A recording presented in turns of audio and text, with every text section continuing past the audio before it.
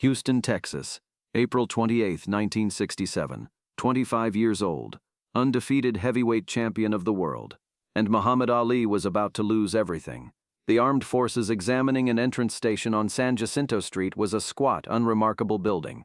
Gray walls, fluorescent lights humming overhead, the smell of floor wax and government paperwork. On any other day it processed young men by the dozens, names called, forms signed, lives shipped off to the jungles of Southeast Asia.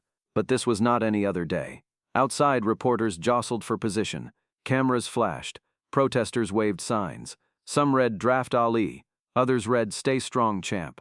The entire nation was watching, the entire world really, because the man inside that building wasn't just any draftee. He was Muhammad Ali, the Louisville Lip, the man who had shocked the world by destroying Sonny Liston, the man who danced and jabbed and talked and laughed his way to 9 successful title defenses, the man who had declared with absolute certainty, "I am the greatest," and now the United States government was demanding he fight a different kind of war. But what nobody knew, not the reporters, not the military officers, not even his own lawyers, was that Ali had already made his decision.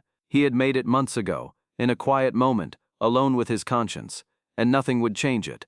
Not money, not fame, not freedom itself. The journey to this moment had begun 2 years earlier, in February 1966.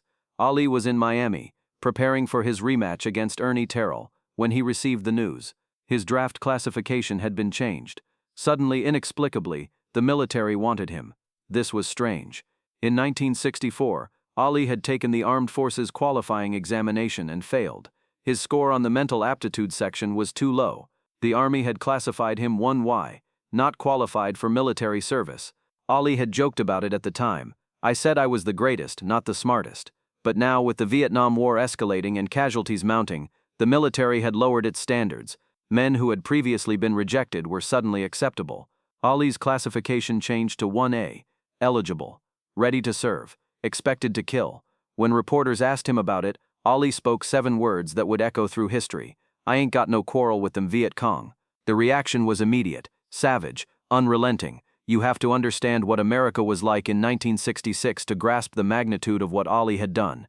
The Vietnam War wasn't just a military conflict, it was a cultural earthquake. Young men were being drafted by the thousands, shipped across the Pacific, and returned in body bags or wheelchairs. Television brought the horror into living rooms every night: napalm, burning villages, children screaming. And yet to question the war, to openly oppose it, was considered un-American, treasonous. The government had spent years building support for the conflict. Communism had to be stopped. Dominoes would fall. Freedom itself was at stake. Into this powder keg stepped Muhammad Ali, a black Muslim who refused to bow. The backlash was nuclear. Newspaper editorials called him a coward. Politicians demanded his arrest. Veterans groups burned him in effigy. The governor of Illinois tried to ban his fights in the state. The Louisville sponsoring group, the white businessmen who had guided his early career, distanced themselves immediately. But the cruelest cuts came from within the boxing world itself. Former champion Joe Louis, a hero to millions of black Americans, publicly criticized Ali. Heavyweight champion should be the first one to fight for his country, Louis declared. Floyd Patterson, the man Ali had mercilessly beaten and taunted, called him a disgrace to boxing and to America. The message was clear: fall in line or be destroyed. But they didn't know Muhammad Ali. They didn't understand what drove him. They saw the showman, the poet, the dancer. They didn't see the man of unshakable conviction beneath. The months that followed were a slow-motion execution. Ali continued to fight and continued to win. He defeated George Chuvalo, Henry Cooper, Brian London, Carl Mildenberger, Cleveland Williams, Ernie Terrell. Each victory was dominant. Each victory proved his greatness. But with each victory the noose tightened. The government offered him a deal, a quiet arrangement. If Ali agreed to be drafted, he wouldn't see combat. He would entertain troops, conduct boxing exhibitions, boost morale. It was the same arrangement they had made with Joe Louis during World War II. Just put on the uniform, smile for the cameras, play the game. Ali refused. "Why should they ask me to put on a uniform and go 10,000 miles from home and drop bombs and bullets on brown people in Vietnam?" he asked, "while so-called Negro people in Louisville are treated like dogs and denied simple human rights." This wasn't about fear. This wasn't about cowardice. This was about principle. Ali had joined the Nation of Islam in 19... His faith taught him that the war was unjust, a war of white imperialism against people of color. But more than that, his own eyes told him the truth. He had grown up in segregated Louisville. He had been refused service at restaurants. He had been called every name imaginable. He had won an Olympic gold medal for his country and still couldn't eat at a lunch counter. And now, that same country wanted him to kill people who had never done him any harm. No Viet Cong ever called me Akin Nai War, Ali said. The words were raw, ugly, true. April 28, 1967 arrived like a sentence.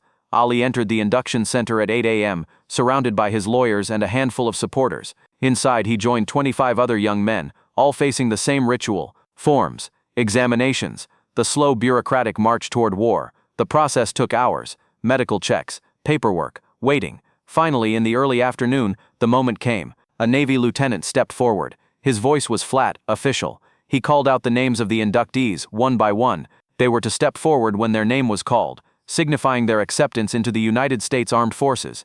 Cassius Marcellus Clay. Ali didn't move. The room went silent. The lieutenant repeated the name. Cassius Marcellus Clay. Ali had legally changed his name years ago, but the military refused to acknowledge it. Another small humiliation. Another reminder of who held the power. Still, Ali didn't move. A supervising officer approached him. This was his last chance. The officer explained. Refusing induction was a federal crime, a felony, punishable by up to 5 years in prison and a $10,000 fine. Did he understand? Ali understood. The officer tried once more. Mr. Ali, you are required to step forward. Muhammad Ali stood his ground. His feet remained planted. His eyes remained steady. His voice remained silent. He would not go. The consequences fell like hammer blows. Within hours, the New York State Athletic Commission suspended his boxing license.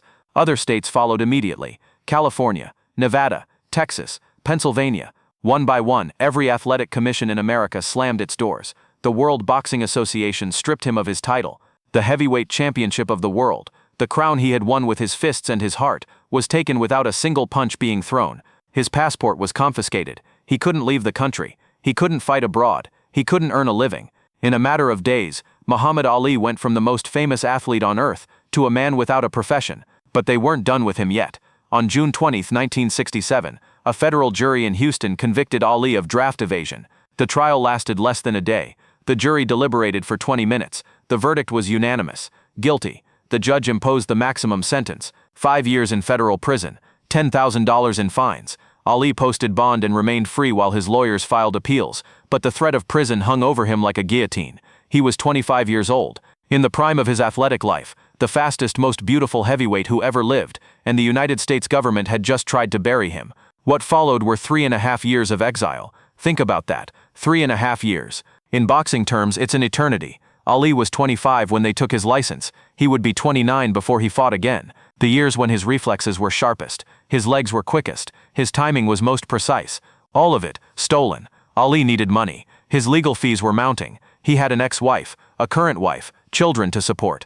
The government had frozen many of his assets, so he did what he could. He spoke at colleges. It started slowly. A lecture here, a discussion there. But soon Ali discovered something remarkable. The same young people who had been told to hate him, the generation being drafted and killed in Vietnam, they wanted to hear what he had to say.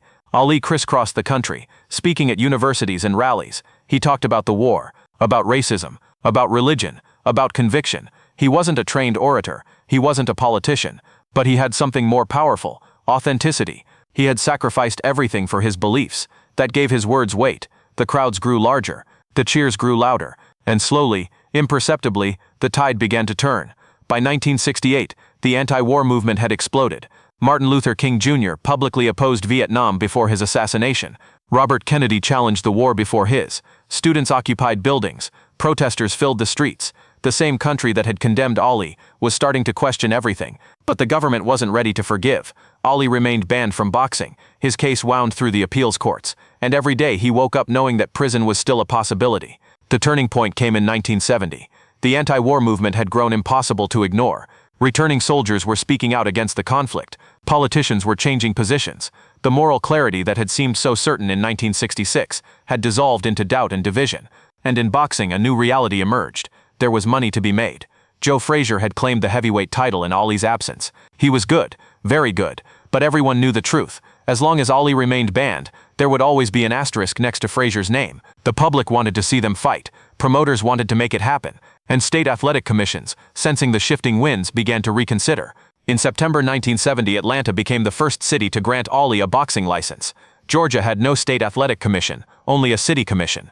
and the city of Atlanta, under political pressure and financial incentive, decided to let him fight. October 26, 1970, Ali vs. Jerry Quarry, the comeback. The fight lasted 3 rounds. Ali opened cuts over both of Quarry's eyes, and the referee stopped it. The Louisville Lip was back, older, perhaps slower, but still dangerous, still the greatest. 2 months later, Ali fought Oscar Bonavena, 15 brutal rounds. Ali knocked him out in the final round. The stage was set. Ali vs. Frazier, the fight of the century. March 8, Town Thrill 1, Madison Square Garden. But that's a story for another time. The legal battle reached its climax in June 1971. Ali's case had wound its way to the Supreme Court of the United States. His lawyers argued that his refusal was based on sincere religious belief, and that the government had failed to specify which of 3 possible grounds it used to deny his conscientious objector status. The case was complex. The justices were divided. Initially, the vote was 5-3 against Ali. He was going to prison. But then something extraordinary happened. Justice John Harlan, who had voted against Ali, decided to read about the Nation of Islam before writing his opinion. He studied their beliefs, their practices, their teachings on war, and what he discovered changed his mind. The Nation of Islam's prohibition against warfare was genuine. It was theological. It was sincere. Harlan switched his vote. The final tally was 8-4 in Ali's favor. The conviction was overturned.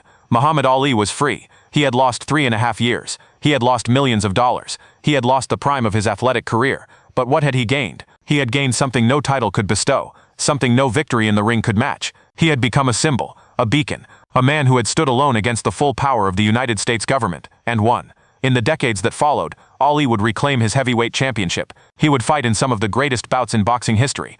Rumble in the Jungle, Thrilla in Manila. The names became legend.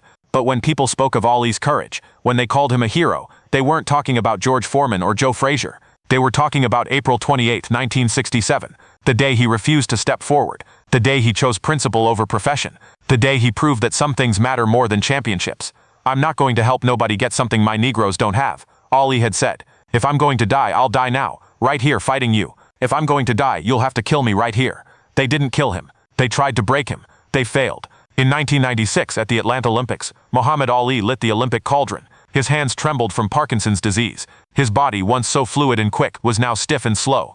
But he climbed those stairs. He raised that torch. And 3 billion people watched as the man who had been called a traitor, a coward, a disgrace, was honored as an American hero. The same country that tried to imprison him was now celebrating him. Some stories end with a knockout. Some end with a belt raised high. But the story of Muhammad Ali and Vietnam ends with something more profound. It ends with vindication. It ends with a man who bet everything on his conscience and won. "Service to others is the rent you pay for your room here on earth," Ali once said. On April 28, 1967, Muhammad Ali paid his rent in full. He stood up. He refused to step forward. And in doing so, he stepped into history. The end.